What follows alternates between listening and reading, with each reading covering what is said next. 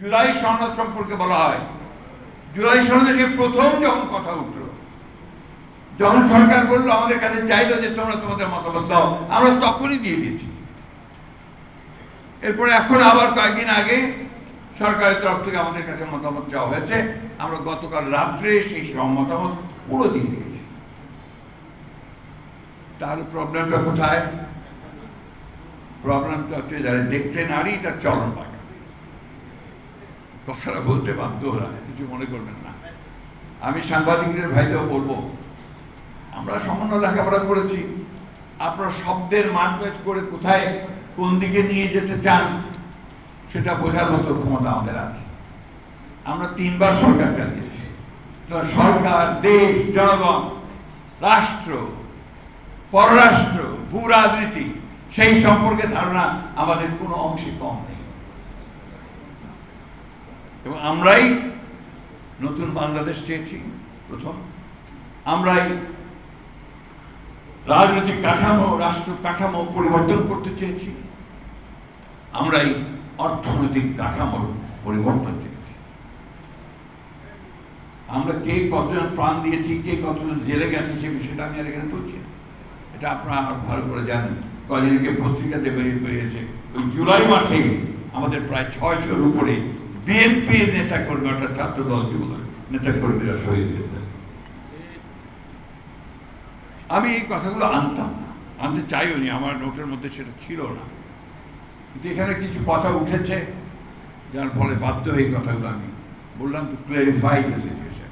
সুতরাং আমাদের যে ব্যক্তির চেয়ে দল বড়, দলের চেয়ে যে দেশ বড়, এটাতে আমরা বিশ্বাস করি। আমরা খুব সোজা কথায় বিশ্বাস করি একটা লিবারেল ডেমোক্রেসিতে। আমরা বিশ্বাস করি যে নির্বাচনের মাধ্যমে ক্ষমতার পরিবর্তন হবে এবং সেই নির্বাচিত সরকারই একমাত্র দেশ চালাবে এবং তার সমস্যাগুলো সমাধান করবে। আমরা কেন এই সরকারের কাছে সব চাচ্ছি? এটা অন্তর্বর্তীকালীন সরকার। এখানে যারা আছেন তাদের রাজনীতি সম্পর্কে, দেশের মানুষ সম্পর্কে আমাদের চেয়ে বেশি ধারণা আছে নাকি? আমরা যারা রাজনীতি করছি বা আপনারা সাংবাদিকরা, না, নেই। কিন্তু আমরা তাদের দায়িত্ব দিয়েছি, তারা তৈরি করুক, তারা আলোচনা করছি, আলোচনা করে যেটা আমাদের কাছে গ্রহণযোগ্য হচ্ছে সেটা আমরা আলোচনা নিয়ে নিচ্ছি। আমি খুব আশাবাদী মানুষ। এখানে কে যেন একজন জানতে চেয়েছেন যে নির্বাচন হবে কি হবে না, কোথায় মান্না হয়, অনেকেই বলেছেন যে হবে না। কেন হবে না? নির্বাচন তো এই দেশের মানুষ চায়, নির্বাচন জন্য মানুষ প্রাণ দিয়েছে তো। কারণ মানুষ একটা নির্বাচিত প্রতিনিধিত্ব চায় পার্লামেন্টের মধ্যে। তো এই জিনিসগুলো নিয়ে আমি মনে করি যে কোনো আপনার সমস্যা নেই। সমস্যা হচ্ছে যে যত দ্রুত সম্ভব আমরা এই কাজগুলো করে আমরা একটা নির্বাচিত সরকারের দিকে যাই, গণতন্ত্রের পথে যাই। আমি আজকে ডক্টর প্রফেসর ইউনূসকে ধন্যবাদ দিতে চাই এই ফোরাম থেকে, যে তিনি নির্দেশ দিয়েছেন ডিসেম্বরের মধ্যে নির্বাচনের সব কাজ গুছিয়ে রাখার জন্য নির্বাচন কমিশনকে। এটা অত্যন্ত ইতিবাচক ব্যাপার, and he deserves thanks for that. আমরা আশা করবো যে নির্বাচন কমিশন এই কাজটা খুব দ্রুততার সঙ্গে শেষ করে তার নির্বাচনের একটা পরিবেশ তৈরি করবেন।